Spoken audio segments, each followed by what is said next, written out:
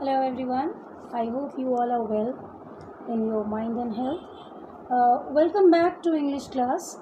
Today we are going to discuss about the story The Little Girl written by Catherine Mansfield. Catherine Mansfield was a very famous uh, writer. In some more stories I have gone through her. It's a very nice. Her style of writing is really nice. She always tries to focus on some images which we regularly, or rather in our personal life also, we feel or go through or overcome those images. Rather, we have to make ourselves engulfed in those images, right? And how do things change very simultaneously, and how time helps to recover a situation, or how time remodels you and your thinking, your thought, that can be easily understood by reading this story. Personally, I have liked this story very much. This is a sweet relation rather, of a father and a daughter. A very stubborn person, very hard, but gradually some situations made him soft, and he could calculate the truly beautiful mind of a small little girl. So, welcome. Let's see how the story begins and how the situation changes.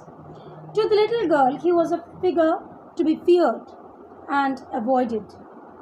Every morning before going to work, he came into her room and gave her a casual kiss, to which she responded with, "Goodbye, father." And oh, there was a glad sense of relief when she heard the noise of carriage growing fainter and fainter down the long road.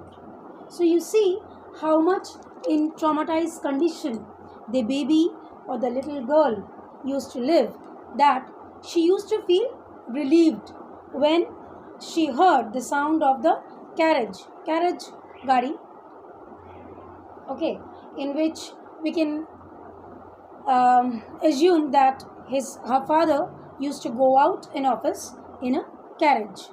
ठीक है sir? And so she used to see whether the carriage is going out. It's going out.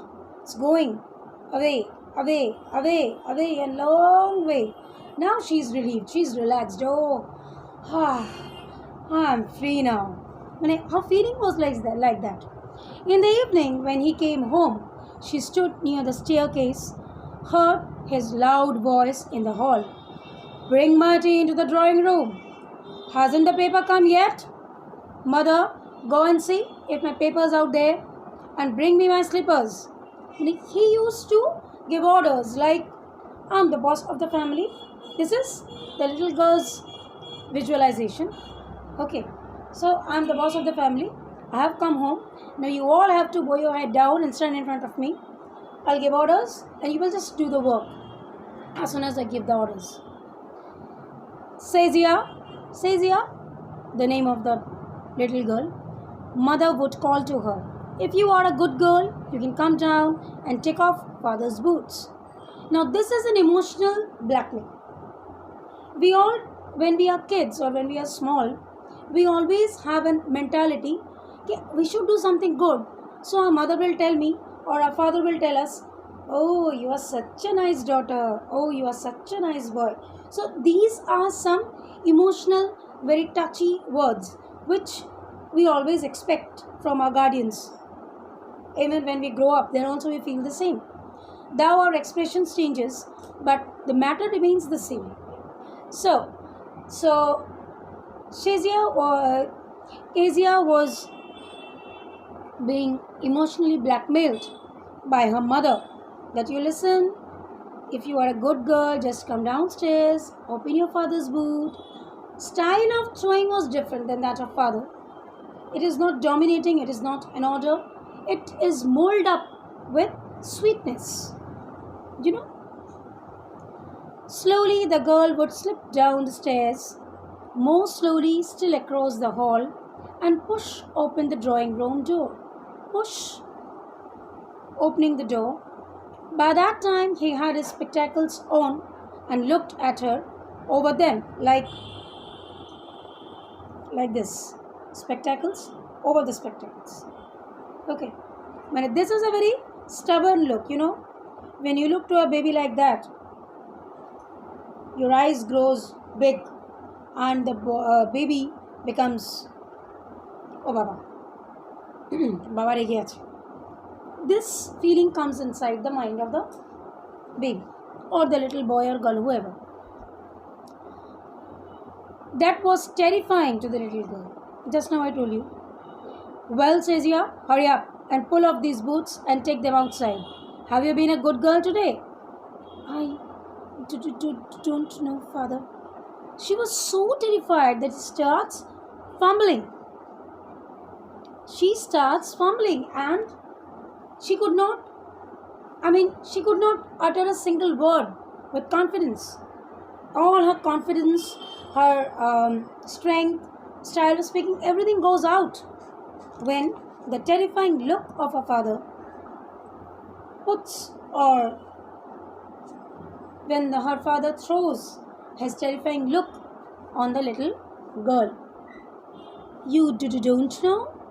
If you stutter like that, mother will have to take you to the doctor.